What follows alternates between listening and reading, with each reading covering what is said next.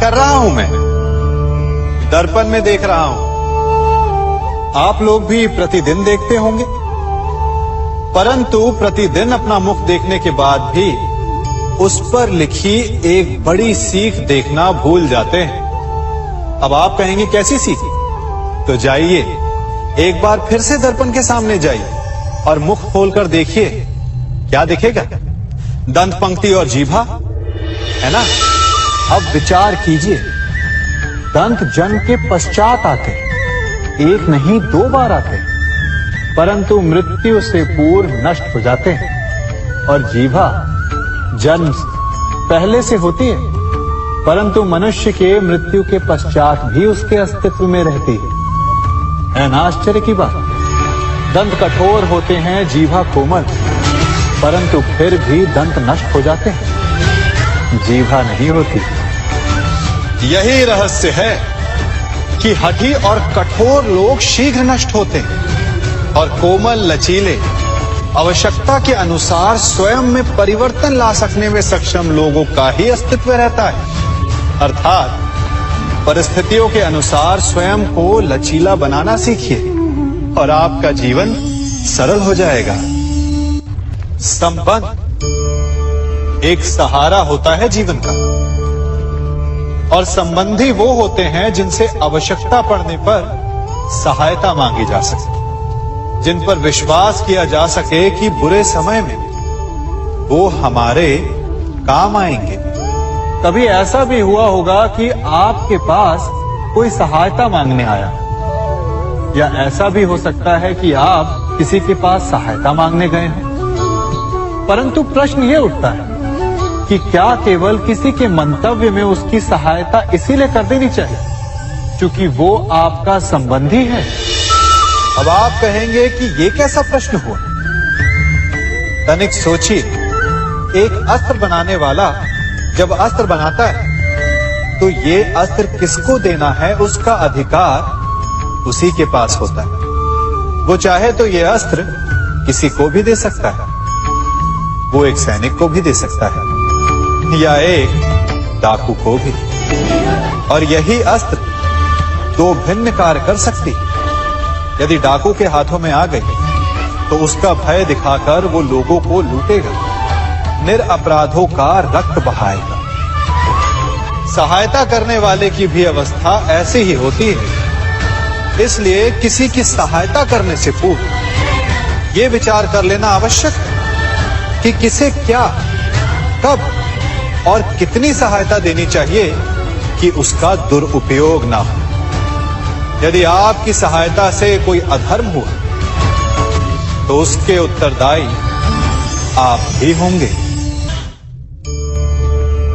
जीवन में कई बार ऐसे अवसर आते हैं कि आप लोगों से मिलने जाते हैं और उनसे कुछ आकांक्षाएं भी रखते हैं, और कई बार जीवन में ऐसे अवसर भी आते हैं कि लोग आपसे मिलने आते हैं।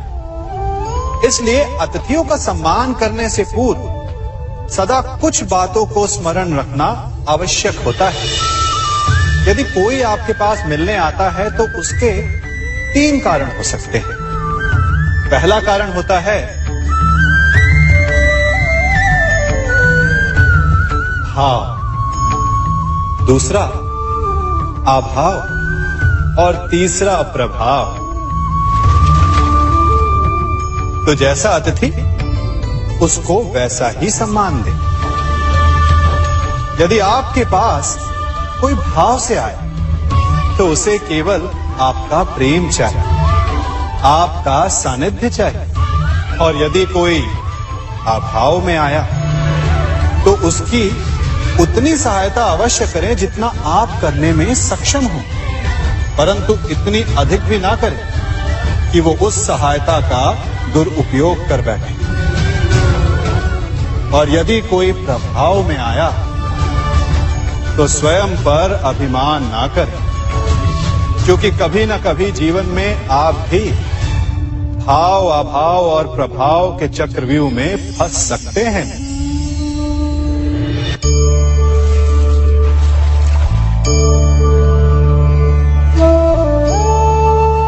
यदि जल को मुट्ठी में कसकर बांधें, तो जल कैसे अपना मार्ग बनाकर निकल जाता है?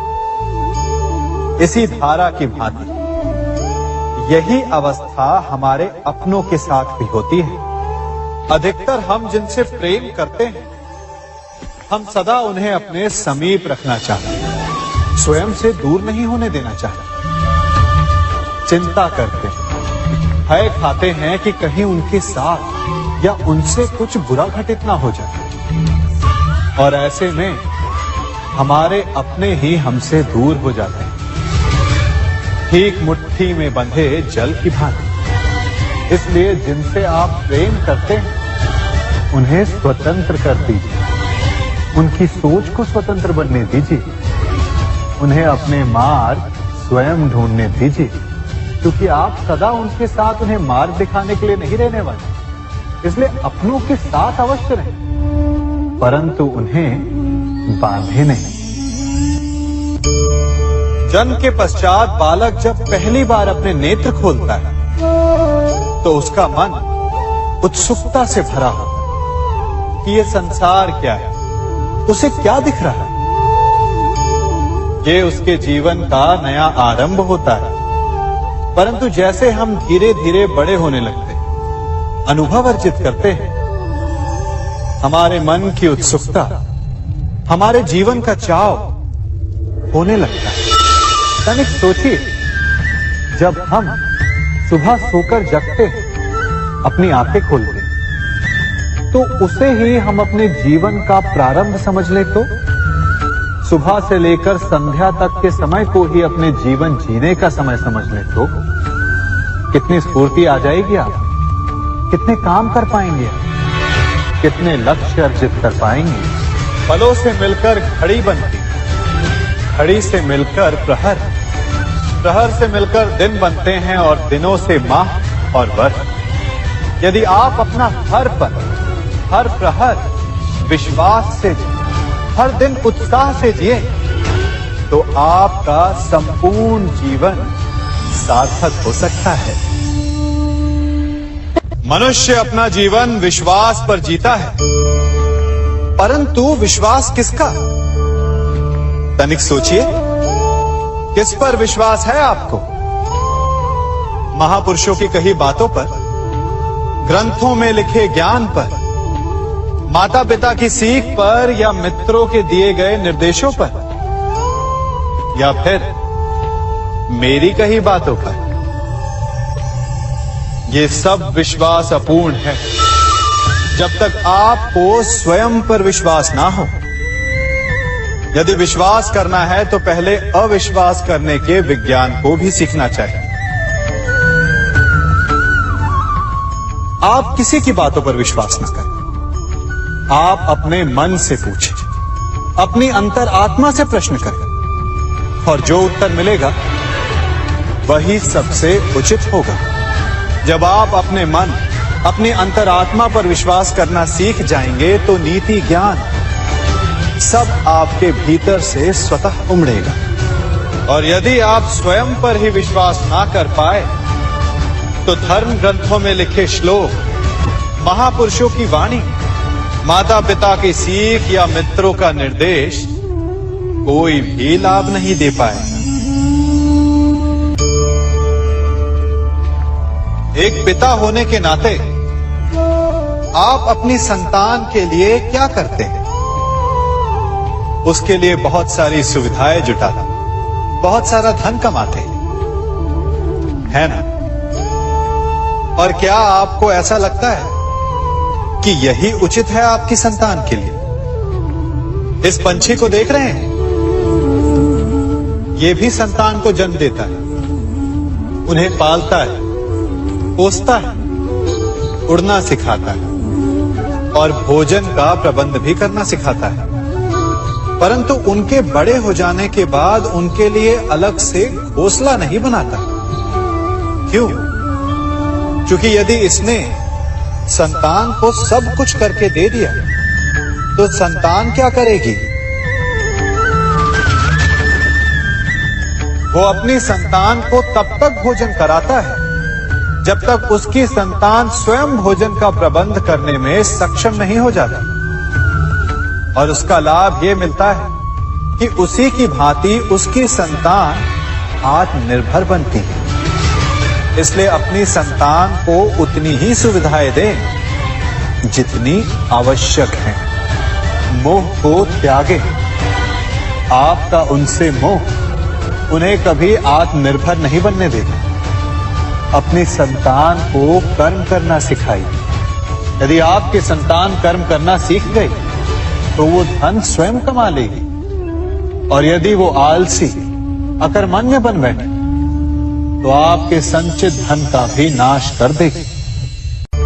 संसार में सबसे बड़ा संबंध कौन सा है? अब आप पूछेंगे कि यह कैसा प्रश्न हुआ? इसका उत्तर तो बड़ा सरल है, यही ना? परंतु इस प्रश्न के भी कई उत्तर हैं। कोई कहेगा माता और पुत्र का संबंध, तो कोई कहेगा पिता पुत्री का संबंध, तो कोई पति पत्नी का, और तो कोई भक्त और भगवान का संबंध। परंतु तनिक गहराई से देखेंगे तो पाएंगे कि ये सारे संबंध या तो जन्म से जुड़े होते हैं, या समाज में बना दिए जाते हैं, या फिर किसी आकांक्षा के चलते बनते हैं। तो सबसे बड़ा संबंध कौन सा होता है? उलझ गए ना? सबसे बड़ा संबंध होता है मित्रता का, क्योंकि मित्र हम स्वयं चुनते हैं, जिसमें ना कोई आकांक्षा होती है, ना ही कोई स्वार्थ छिपा होता है। यदि कुछ होता है तो केवल साथ का आनंद। अपने बीते दिनों को स्मरण कीजिए। जब आप घर से बाहर निकलते होंगे तो सबसे पहले किसका स्मरण होता था? मित्र का। परंतु जैसे जैसे मनुष्य बड़ा होता जाता है, सफल होता जाता है, मित्र छूटते जाते हैं। और फिर वो अपनी आय, अपने जीवन के स्तर के अनुसार मित्रता करने लगता है। उसके मन में ये विचार आ जाता है कि मित्रता बराबरी वालों से ही होनी चाहिए। यही सोच अनुचित है, क्योंकि मित्रता बराबर वालों से नहीं होती। मित्रता हमें बराबर करती है। इसलिए नए मित्र अवश्य बनाइए, परंतु अपने पुराने मित्रों को भूलिएगा मत।